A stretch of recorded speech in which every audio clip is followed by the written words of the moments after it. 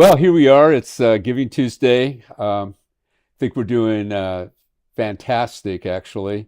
We've had a great beginning of the school year, and I have a wonderful guest here today, Janene Palafox, who is, well, she does everything, actually. Her biggest problem is you don't say no, Janene. So, what I like to do is, for those of you that might not know Janene, where were you before Saints? I taught at St. Martin of Tours for 8 years, and then before that, I was at public school. I was at Narinka and El Cajon. Mhm. When I got to Saints, I had taught in junior high and elementary for 10 years, and then this is my 10th year in high school. Wow. So I'm not doing it's 20 years? Yeah, 20 years. Did it go by pretty fast? it did go by very fast. I mean, just the 10 years alone that I've been here, I've felt like I just blinked my eye and Yeah. a decade's gone. Yeah. So, I look at that and I was only here 9 years when you came on board. Hmm. And so I have some questions for you that only a woman could answer. And that is a woman in an all boys school. Hmm. Uh, we were in a conversation probably years ago in which you started talking about your hesitancy Hmm. to actually take this job. What was going on? I think that in the past, I've always just been such a girl's girl. And when I taught in junior high and elementary school, the girls were always the ones to eat in my classroom at lunch and, compliment my clothing and just be, I think, a little more personable. So I just wasn't sure when I started here if boys could get to that level with me and if I was going to be able to connect with them the same way that I felt in the past that I've been able to connect with girls. Hmm. So I just wanted to be able to have those sort of like a little bit more intimate relationships and know that it's not weird or that the boys were going to respond to me, I guess, the way that I was hoping. Hmm. And so, tell me about if you can remember back day one Hmm. in the classroom. Here you are facing these murderous boys, Totally. right? And so it's freshman English, Hmm. and so they're all new. Yeah, You're new. So, what exactly. was the face-off like? I have three brothers, so I've always been very good with relating with boys. I think I just needed to have those moments where we could get past, I think, a little bit like the gender, and they could just respect me for a person and, being a saintsman myself and not looking at me as though I'm just another girl teaching them, which I'm sure they had had many women teachers in the past. Hmm. Um, it was more just like, I think it was just a matter of, am I going to be able to relate to these kids? I wanted to be able to have a relationship with them and, or more like one-on-one, like friendships too and stuff. And I guess I just wasn't sure if that was gonna be possible. And then my first day I'm in there and it was, I mean, the boys make me belly chuckle at least once a day. And they're really lighthearted and they're not as judgmental. They forget about things very easily. So if I did yell at them, it wasn't like they held a grudge against me for Hmm. future days. It was kind of like the next day they could fist pump me and forget that it even happened. And I always appreciated that about the boys is that they don't hold grudges and that they're easily able to forget a situation and kind of move on. So that takes me to my next question. How do you see a boys' classroom and a girls' classroom? Well, like there are Yeah. differences. Oh, There are absolutely. real differences, Yeah. and there's a lot of people out there that want to make them the same, Yeah. but they're not. Hmm. And in your experience, tell me about these girls that would kind of cling on to you, Yeah. and why do you suppose that was? I think just because I could get down to earth with them and we could talk about things that weren't necessarily school related. They could share their sports interests or, give me or I could give them advice about different situations they were having or problems with friends. And, um, and so I think that that's what helped us get onto a different level with another. And it's just like those friendly banter back and forth that kind of girls just understand about one another. But then I realized very quickly that I could have those exact same relationships with the boys because they are, I mean, the difference between a girl and boys classroom, okay? Usually in the past, when I taught in junior high and there was a mix of both, the girls were always the ones to raise their hand. They would always just sit kind of a little bit more at attention, make eye contact. So I always, I think, related with the girls too, because maybe that's how I was in the classroom. And then, you get into a room with all boys, and there's definitely a lot more, there could be just more silliness happening. I realized how important it was for those previous 10 years in elementary and junior high, because it kind of helped structure the way I like my classroom to be run. And I think that they are, so I think that as soon as I go in there with my classroom management and just kind of set Hmm. my expectations, the boys follow in suit as well. I think that having that kind of classroom control helped me from the past with elementary stuff to teach freshman boys.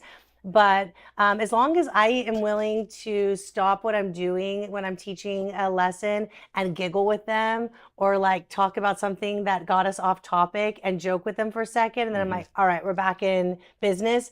They're really good about getting back to business too, but they do like to have those moments where we can kind of break free of the structured classroom and have a little bit of fun with, conversation and what we did over the weekend, or what was the big win on Friday's game, whatever it might be. I just realized that I could get to that same level with boys as well, and that they actually like long for it also, which is kind of beautiful. So, would you say boys would be probably more playful with you in trying to get you off topic and doing things that they want to do, Oh, for not sure. what you want to do? Exactly.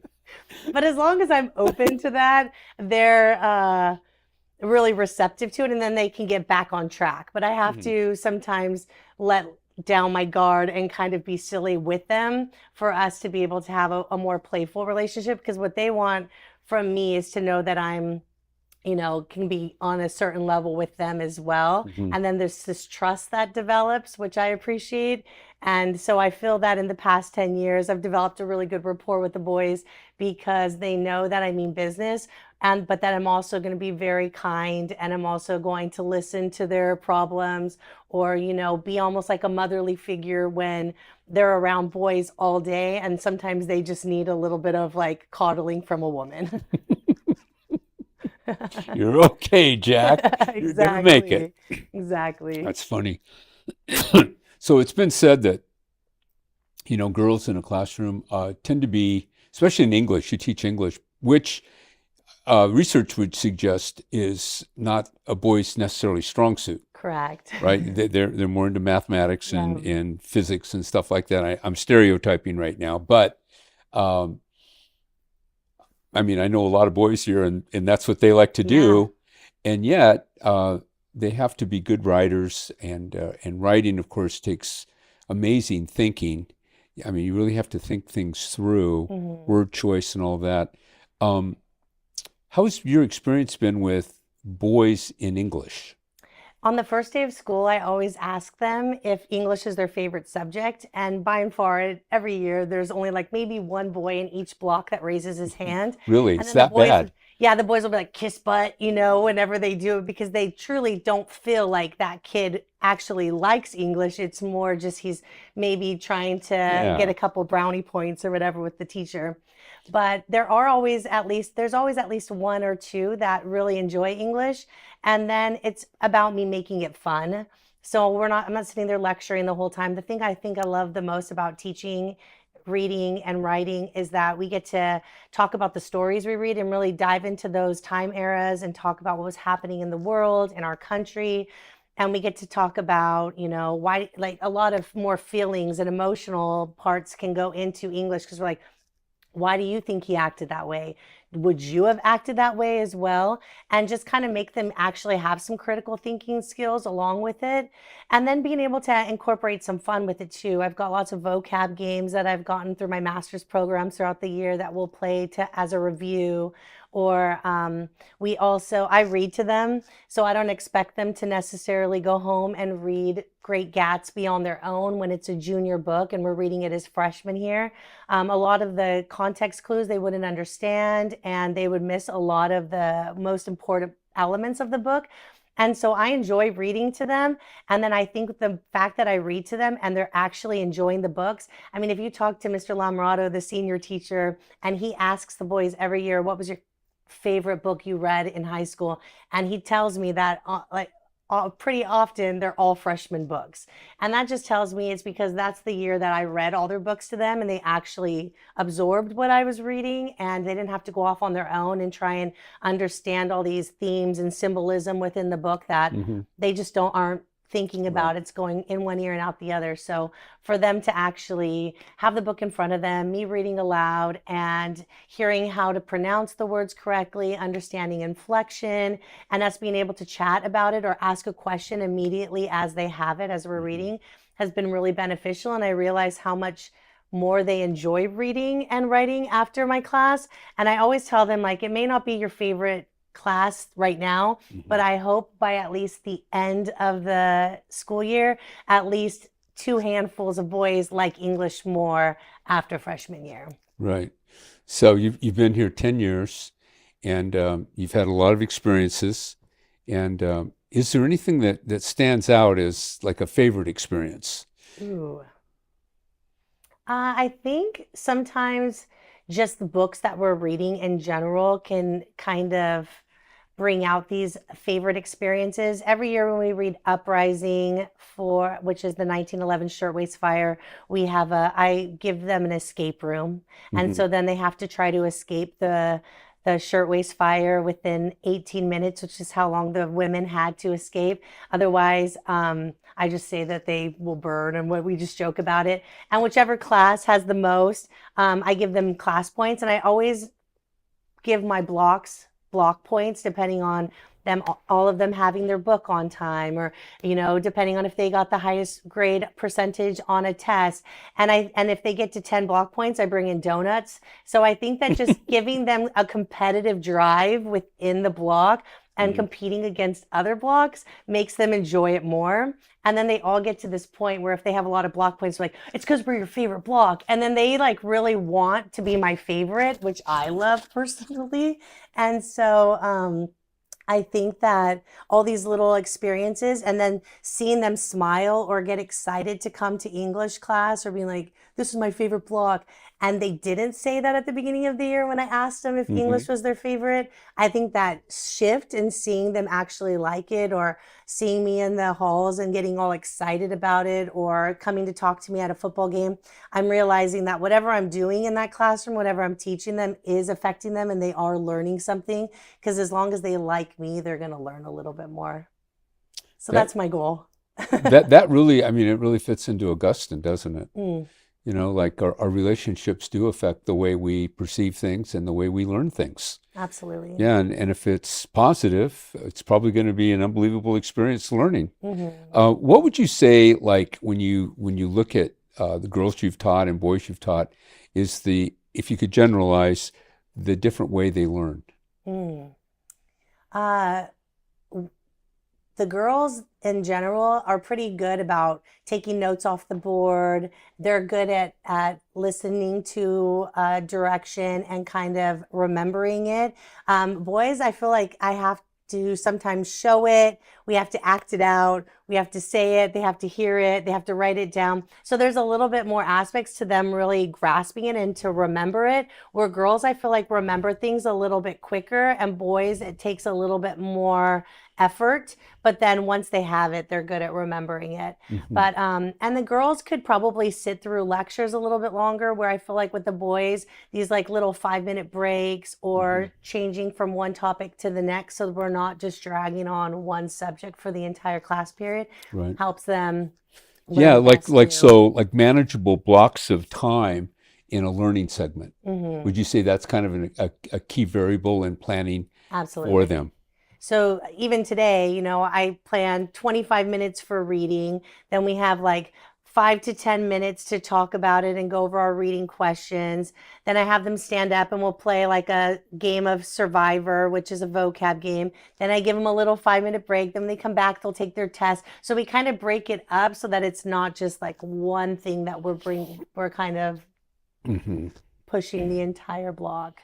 So I've been in Catholic education for 54 years and only 5 in a co-ed setting. And so I've been with boys all the time, pretty much.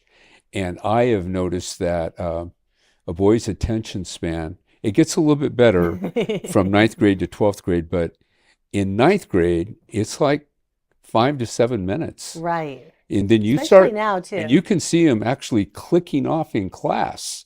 If you're not changing Yeah. at about 5 to 7 minutes, they're going to start missing stuff because they're just not with you. Oh yeah. When I was taking my all my undergrad courses for teaching, one of the things that kept being a repetitive, um, just I guess information that they just kept putting out there is that people learn their age plus 7 minutes is the longest they can learn for. So Hmm. a high school boy, if they're 15 years old, really the longest that I've got their attention It's in, and 22 that's minutes. 22 minutes, you know what I mean? I And then I know. know I have to change it up, Right. throw in a random Right. question, make them giggle a little, do something to where they're not having to think or write stuff down. And then I've got them and we can go back into something else. But I do have to kind of break it up every 20, 25 minutes. I'll make a joke with them, Right. give them a fun fact, but I'm just kind of changing the subject a little bit so that they tune back in eventually. Yeah. Boys' imaginations. Yeah, Yeah. exactly. And I could see them too. They're making eye contact, but they're like, and then I could just tell they're just drifting They're into drifting whatever to this world. other world Yeah, that exactly. I know. Um, so you're a big time volleyball coach here at school, and you're a woman, and I'm just wondering, how did you make the leap into sports like that with men, with boys? When I first started teaching here 10 years ago, OLP was hiring a varsity volleyball coach. And so I went to Mr. Hearn and I asked if I could go and coach over at OLP because I had only coached women before. I'd coached at Grossmont, West Hills, El Cap, a lot in the East County because my friends all got varsity positions. And then they would kind of reel me in to do a coach JV or freshman for them. And so I had coached for many years prior to coming to Saints and I loved it. But when I asked Jim, he said that if I wanted to coach, I had to coach at Saints. So, and that was just one thing that I think he really wanted me to focus on. Like, I have no problem with you coaching, but you have to coach here. So then it's a matter of, okay, well, I swam, I played water polo, and I played volleyball. And volleyball probably was the one sport I've coached the longest, anyways. And so when Mr. Heck took over the indoor program, I think it was really easy for him to pull me in to help assist and be the JV coach because we have very similar personalities and we get along well. And I think he knew that I would be a good assistant to him. And so that's kind of how I got into coaching. And then Mike Stevenson wanted to, or a beach program wanted to start at Saints. And he said, I don't want any parents running the program. And a parent wanted to. He said, I don't mind throwing this new sport out there, but it's got to have a Saints coach there. So he threw it out to see if I wanted to take over the program. And although I wasn't the biggest beach player in the past, I knew that I loved volleyball and that I'm down to learn how to play. So I took over that program 9 years ago, and then I started coaching indoor here 8 years ago. So I'd already had a head position as the beach volleyball head coach. So then when Mr. Hecht decided to retire from indoor, I think it was an easy transition to give me the indoor program as well. And it's definitely been a lot easier coaching boys than girls. It's interesting because in the classroom, I'd say that girls originally were probably Mhm. easier for me to teach, but then coaching outside of the classroom, I just felt like the boys understood what I was saying. I didn't have to repeat myself as much. It was almost the opposite. And it was really easy. And the boys, again, didn't hold grudges. And, they wanted to work for me. And so I think that that made it And easier. and take your coaching Yeah, and accept your exactly. coaching, even if it was a little harsh Or if at it was a times. little different than Mr. Hecht, Yeah, Yeah. exactly. And they were open to it. Yeah, and Interesting. it helps that I had the support of parents and stuff Hmm. too, and they'd I had their sons as freshmen in my English class, so they knew that I had a good heart or that, I wanted what was best for the school or for the program, and then everybody just kind of jumped on board. And once you have the support of families and your staff, I mean, your players, I think that was the hardest thing for me is like, are these boys going to accept me as much as they did Mr. Hecht? And it was almost like they were like, you're the second best option we have. Like, we're so glad to have you. You know what I mean? So that made me feel good. And now I feel as though that's just what they want now. Well, They're you've been happy doing with it it. long enough. I mean, you've really built a very strong program Thank here at the you. school. Yeah, and I know. Well, let's talk about your beach volleyball team this year. Mm. How did you guys end up? We ended up 10-1 and we took third in open division. So we are the third best school in all of San Diego, which is pretty exciting. Thank you. Congratulations, It's so coach. exciting. It Last is. year we were in open division as well, but we lost in the first round of playoffs against San Diego Academy. And this year we had to play them again in the first round and we kicked their butt. So that was exciting. They weren't expecting it either. I think the coach was not pleased. And because you mentioned about me being a woman, I think it is very hard in being the only women's coach in San Diego. Um, Sometimes I think that some of the men struggle losing to a coach as well, Oh, they do. and I'm sure yeah, they do. definitely. So we've had some drawbacks, and the team has had to like, step up and almost defend me at times because I'm a woman out there in like a guy's world. But it's all been beneficial and our name is out there now. I mean, Saints is definitely one of the top schools to compete with, and it makes me very proud. Hmm. So, And so this probably will translate pretty well on indoor. oh, our indoor team is going to kill it this year. All I am right. just very excited to see Well, where they're going. tell me about some of the guys that are going to be kind of the guys that are will be the leaders on the team, and I have 7 seniors for the beach volleyball program that'll also uh, be my best players for indoor as well. Um, Many of them are top academic boys at this school too, which is kind of exciting because I see them and getting all these awards for for colleges already and for the school in general. So it's nice that I not only have a very athletic team, but they're very smart as well. Luke O'Leary is one of my top right well, side hitters. The brilliant. last name, exactly. His brother was very much the same. Hmm. He's a strong leader on my team and just has an amazing personality and has a good work ethic. And he's just a yes coach kind of guy. And I've always, just really looked up to him and the way that the boys look up to him as well on the team. And, just for being an all around kind of Hmm. guy. We've got Oliver Fenley, who's my fourth year setter, which he's going to kill it this year again, his senior year. He was one of Hmm. my top beach players this year. And I have Noah Hyring, who's also my libero, fourth year on varsity volleyball. So a lot of these boys have been on varsity all 4 years, and now this is their senior year. So they're just back and better Pumped. than ever Right. and feeling it. Yeah. We've got Sebastian Milan Flores, who's also an outside hitter and one of my seniors. We have Jonah Villafana. Mm. Owen Adams is one of my top middles, and he's getting lots of accolades from different colleges right now, and hopefully he'll be able to play on a higher level of volleyball. But he's going to be a top blocker and hitter on our team this year for sure as well. And I'm trying to think of who else I might be missing. Um, we have one more senior. I'm drawing a blank right now. But we have a brand new freshman too, Noah Pabarkis, who his dad's actually the OLP varsity coach, and OLP is killing it right now as well for volleyball. And so we have his son this year who's a freshman setter. And as our senior setter will leave, we'll have this brand new guy come in. He's just actually went to the Midwest for some like Olympic training. He's one of the top freshmen in the entire state right now for volleyball, and we have him at Saints. So That is wonderful. so And exciting. your setter is like the crucial piece, right? Exactly. Yeah. Well, I am really looking forward to the spring when all this Yay. is going to happen, and wish you the very, very best of luck, Janene. Thank you. Um, you're just so supported by everyone here at the school, Mm. and I know that your journey has not been necessarily the smoothest, but Right. you've really just achieved and achieved and achieved, and it's brilliant that you're here. So, Thank you. I yeah, appreciate you saying that. I just yeah, want to keep no, no, adding some more seriously. banners down there Yeah, let's get and another banner, right? Okay. exactly.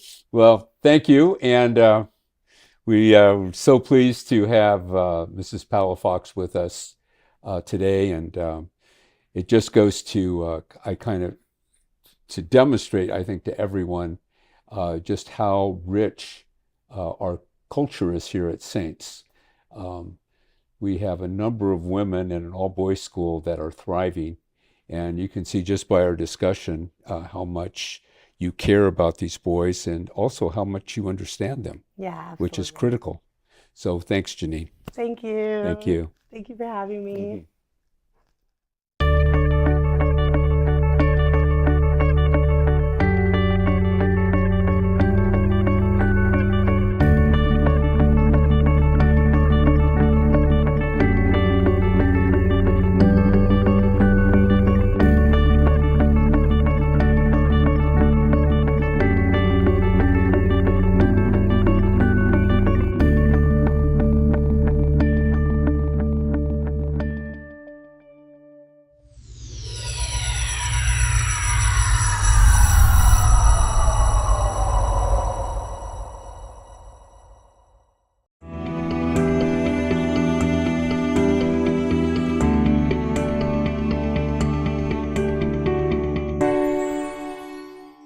Here we are. It's Giving Tuesday. Seems like this year has really gotten here pretty quickly, and as you know, we have a series of interviews with people from all over the Saints community, and who's joined me today is Bill Hamlin, the chair of the board, our present chair of the board, and Bill had sons that went to school here. He has a pretty good story about all that, and the reason I invited Bill to speak is because there's a lot of reasons to give to St. Augustine High School, and we all have our own special idea of what that might be. Uh, but Bill has given tenfold to this school as a result of his sons and just his commitment to the excellence that we find at this school. So, Bill, your story. Well, and you've heard this, Ed, but it's interesting. I joke that I met my wife at Point Loma High School, and my parents actually met at Point Loma High School many years ago. And I always assumed my kids would go to Point Loma High School. In fact, at Point Loma High, there's a brick in the quad with my kids' names on it and their graduating years. And I'm sure it's still there. But they didn't graduate from there. My oldest son, Billy, came to me in eighth grade and talked to my wife and me and said, I want to go to Saints. I went, wow, okay. I wasn't sure. And we came and checked it out. And I got to say, from the first time I was here, I was pretty impressed. The all boys thing was something new to me and I wasn't sure. But boy, when you see it in action, I can't imagine a better way to educate young men. The lack of distractions, the added camaraderie and brotherhood that comes out of that is special. And at the same time, there was still plenty of interaction with girls after school and at social events and things. So, in many ways, in my opinion, it's the best and only way young men should be educated. So, I became a big fan of that. Obviously, the Catholic education was important to us, and Saints, especially with their Augustinian background, really focuses on that in ways that honestly I don't think a lot of other Catholic schools do, but Saints does, and they really get their Catholicism and how to adapt that to everyday life for young men. So I was absolutely a convert, and a very happy one, to the point that I have gotten very involved. I've sent 3 kids here, and I've had 2 nephews who have also attended here over that time. And I've served on several committees in the board over that time. So, yeah, I guess you convinced me. And I would say 20 years later that probably one of the best decisions we've ever made in our kids' lives. So kind of like the Paul conversion, you know, the skeptic. Luckily, I wasn't struck blind on my way here, but yes, very much so. Right. I was very happy how it worked out. So Bill, you were part of a lot of the building and all the different things that have gone on. Kind of explosive growth. No, very much. What was your impression of all that was taking place before our very eyes? Yeah, it was so exciting, but at the same time, a little scary. We were proposing some really big things here, effectively re-envisioning the entire campus and in many ways the entire education of boys here. And it was intimidating in that you look at each other and say, how are we going to do this? And we joke about it sometimes, although we're not really joking, but yeah, the Holy Spirit's been there and helped us find a way to get this done. But to go from the very aggressive plans we had, and to come on campus today and see how it's turned out is, it's special. To accomplish something like that and to see how it affects young men, I'm a little proud of that. I'm a little proud of being a part of that. Good.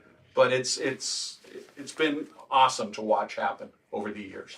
We've done a lot. Yeah.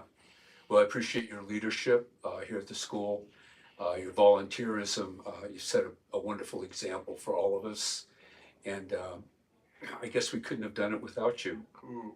No, I'm sure you could, but I appreciate Bill, your thank you for everything, Bill. Yeah, and my pleasure. stopping by today and helping us out with who we are as the Saints community. Absolutely. Thank you. Give, guys. It's worth it.